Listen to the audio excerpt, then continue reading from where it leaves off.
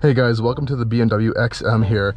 This is some wild SUV for sure. We're gonna take this on a drive though. If you haven't seen my full tour I just did around this, or if you haven't seen my previous video I did on the XM, definitely go check that out to check out the full exterior and interior design of the XM.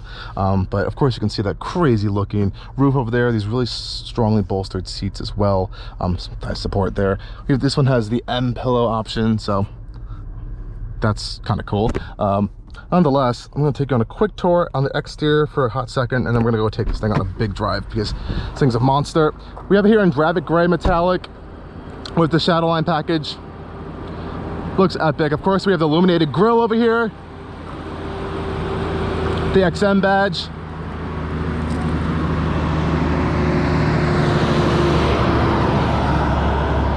and of course here we have our ambient lights right here, our new signature from BMW, and of course our high beam projectors are hidden down here. Massive grille for all that cooling for that twin turbo V8 under the hood. This really controversial line, I do actually quite like this.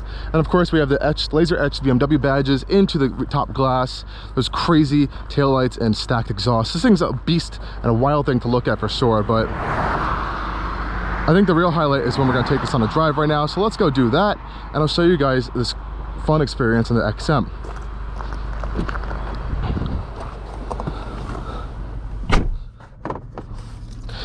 Gotta love those M branded seat belts as well.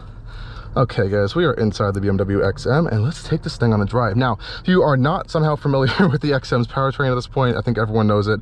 It is a twin turbocharged 4.4 liter V8 under the hood, paired to a plug-in hybrid powertrain. So yes, you can plug it in. Yes, you do have some sort of driving range on electric mode as well. I like to open this settings mode over here. Of course, you can configure your M1 and M2 buttons for your quick settings, but I like to go through all these and kind of test them all out. You have a lot of different options to configure the chassis, the powertrain, the steering, the brakes of the XM, and I've actually found the best to be in comfort because the suspension gets really stiff.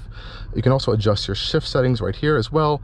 We're going to keep it in Sport Plus, minimum energy recovery, so low regen, sport steering, sport brakes, and we'll keep it in four-wheel drive. Four-wheel drive sport requires traction control off, so I don't think that'll make too much of a difference in this thing. Of course, we have MX drive, some rear steering, adaptive dampers, anti-roll bars. There's a whole bunch of crazy stuff on this thing. M Sport differential as well. A lot of technology, and I'll show you my impressions of all this right now and how it kind of blends together. So we're safe over here and get off on the road.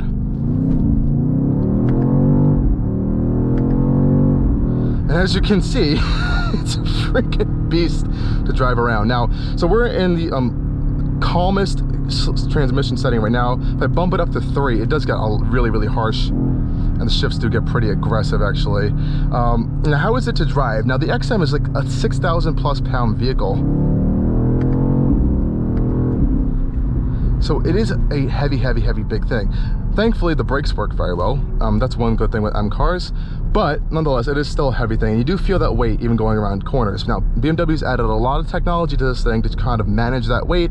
We have that rear steering, we have those active anti-roll bars and stuff, but it does feel a little unnatural sometimes when you are going around corners and you're going around some stuff. You kind of feel that weird like pull-in sometimes. It does obviously help performance, but it's a little unnerving in some occasions. I'll show you guys a little bit of acceleration that this thing has. Oh, Jesus. That was 65, not 60. But as you can see, it's quick. It's not the quickest M car that BMW has right now. They say around 4 seconds to 60. Most people are getting around 3.8, which is probably a little bit more reasonable. Though at this price point, at around like $167,000, you are looking at some more aggressive territory, like a Cayenne Turbo GT. That's like Urus territory almost, and even the DBX. So you have some things to consider in this price point. And does the XM really stand out enough versus like an X5M competition or an X6M competition? Well, I don't think so. Those are quicker vehicles actually. So this is in like a weird kind of standpoint. It's like this M luxury almost that BMW is doing with this car. You know, to the average human being, not like a seasoned journalist who's going to criticize this thing, it drives very sporty. The steering isn't the quickest, most responsive thing from BMW, though I will say it is better than some other products actually, even some M products in terms of steering. This feels very similar almost to how the Mazda CX 90s steering does. This is a little bit more twitchy and a little bit more direct, but in the terms of like the lightness yet also directness, I'm getting that kind of same vibes there. Obviously completely different vehicles, and it might be crazy to even compare them, but that's kind of the vibe I'm getting from the steering inputs at least. You can adjust that to even more of a comfortable setting as well. But of course, this is a high-performance SUV with a crazy amount of power, and it's meant to be driven at the end of the day. So driving-wise, you know, it's good. And like I said, that weight is always going to be present in your driving experience with the XM. Around corners, it manages it well enough, but right here, you can still feel it. Body roll is definitely present, even though they try to control it as much as they want to. And I will have to say, the suspension itself is super, super, super stiff. That's why I'm actually keeping the chassis in comfort right now, because in Sport Plus, it kind of just like, it rattles you a little bit. It's a little unnerving. And that's something that a lot of these BMW M cars are kind of known for. Even though this wasn't really developed by M, it was kind of developed by BMW and like handed to the M division. So it's another weird little fun fact that I learned. But you can have fun with it. You definitely can have fun with it. And there's a lot, and I mean a lot of endless technology to kind of sort through and learn with this car. Because you have to remember, it's a plug-in hybrid as well.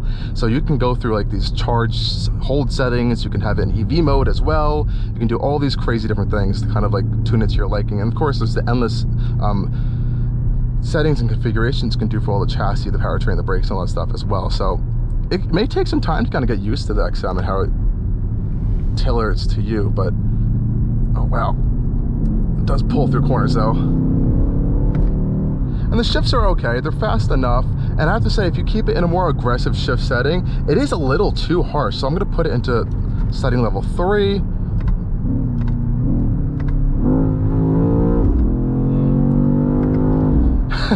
Okay, it is fun. You realize the weight's there all the time, but it is pretty fun. But those shifts are a little too aggressive in the 3 setting. I think they actually kind of like, I feel like they're slowing you down almost a little bit. So 2 or 1 for the setting, for the shifts, at least is fine. But you know, nonetheless, it's a tech-filled beast, this thing.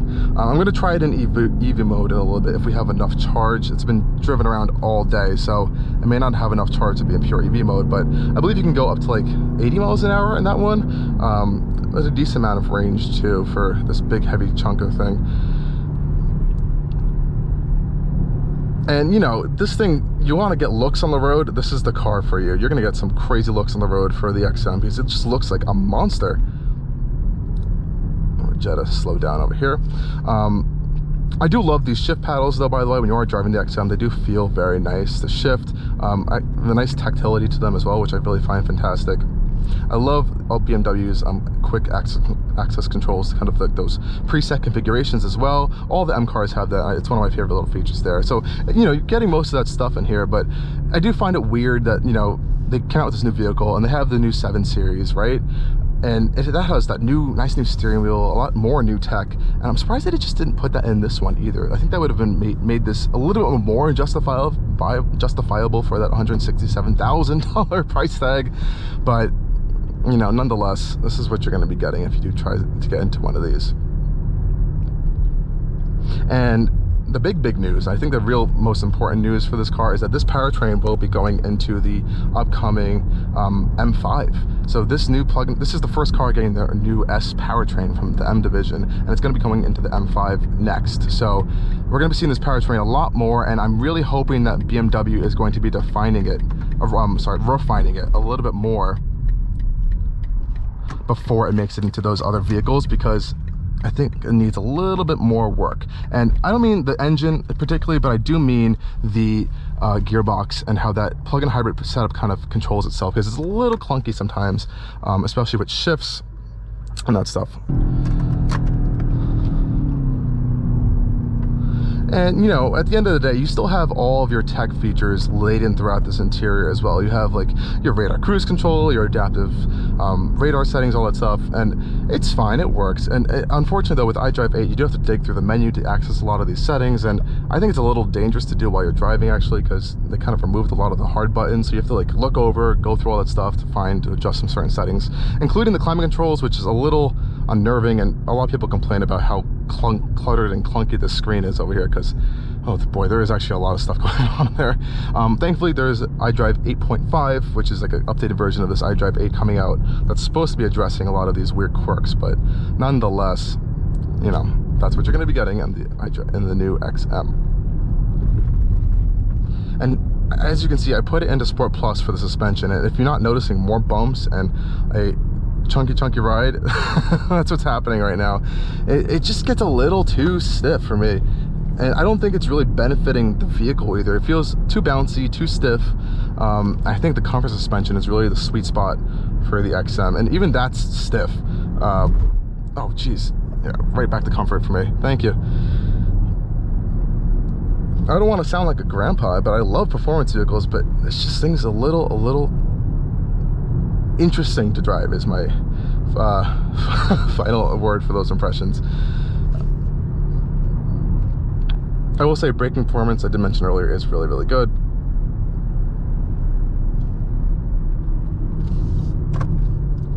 And if you throw it into a calmer setting, it is a pretty fine daily vehicle. A little bit of some lurching I found with the gearbox and that EV powertrain, especially that transition sometimes between the gas engine and the electric motor, because that motor isn't in any of the wheels, it's sandwiched in the transmission with the actual gear, the 8-speed gearbox as well. So sometimes there might be a little bit of like delay or some weird stuff going on there.